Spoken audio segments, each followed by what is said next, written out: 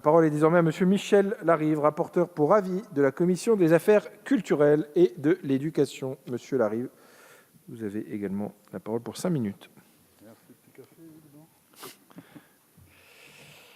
Monsieur le Président, Madame la Ministre, Madame la Secrétaire d'État, chers collègues, devant la Commission des affaires culturelles, j'ai parlé d'un budget en trompe-l'œil. Au regard des sombres perspectives qu'ouvre la crise sanitaire, ce propos n'a, hélas, rien de polémique. De fait, après la paralysie du printemps 2020, l'épidémie de Covid-19 recèle la menace d'un effondrement de l'économie des sports et de la disparition de pans entiers du tissu associatif. Aussi, j'invite le Parlement à sortir d'un volontarisme budgétaire de façade.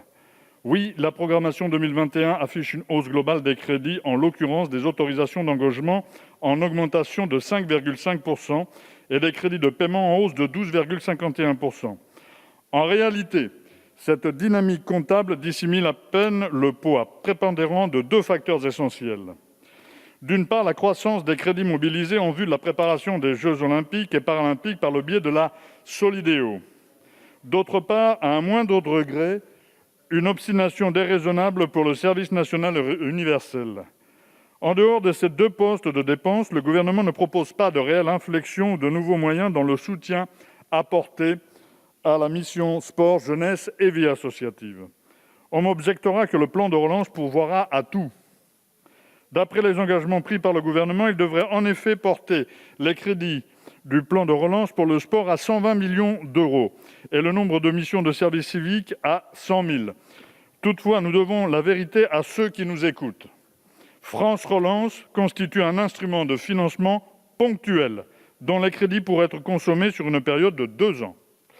S'agissant des missions du service civique, la secrétaire d'État a d'ailleurs convenu devant la Commission des affaires culturelles que la pérennisation de ces financements exigerait sans doute, et je la cite, « un travail de conviction ». S'agissant du programme 219, le montant des crédits de paiement marque en réalité une revalorisation médiocre des moyens affectés au sport. À part l'effort relatif aux nouvelles maisons sport-santé, le PLF pour 2021 présente deux caractéristiques fondamentales. D'une part, une croissance du financement de la promotion du sport pour le plus grand nombre limitée à 1,22%, et d'autre part, la stabilisation des crédits affectés au développement avec une légère baisse de 0,12% en autorisation d'engagement. En dehors de la place croissante prise par l'Agence nationale du sport dans l'animation des politiques publiques, je tiens ici à déplorer l'abaissement continu des plafonds d'emploi. Avec 1 481 équivalents temps plein travaillés, le PLF acte une nouvelle réduction du corps des conseillers techniques sportifs. Au-delà, il accentue les mouvements de personnel qui, depuis plus d'une décennie, affaiblissent l'ensemble du ministère des Sports. Concernant le programme 163, le PLF pour 2021 se signale avant tout par un nouvel investissement inconsidéré dans le service national universel, avec l'objectif d'une cohorte de 25 000 volontaires.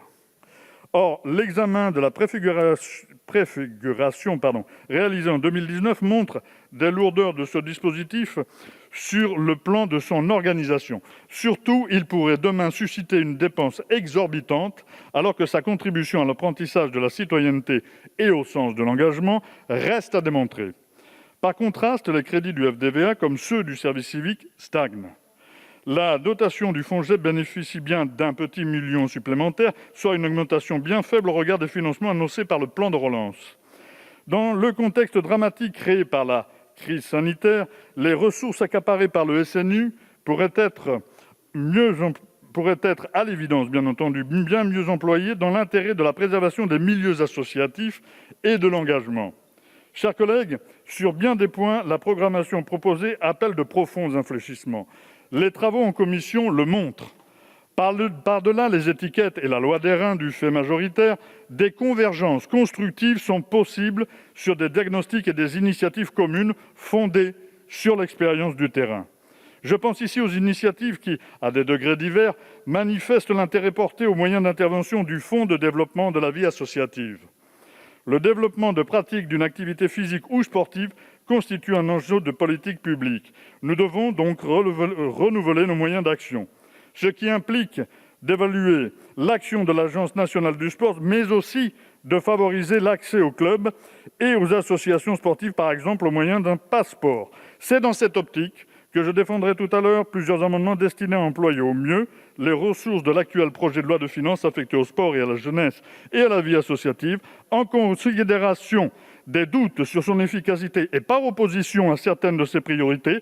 À titre personnel, je donne un avis défavorable au vote des crédits de la mission. Je vous remercie. Merci à vous, monsieur le rapporteur Michel Larive.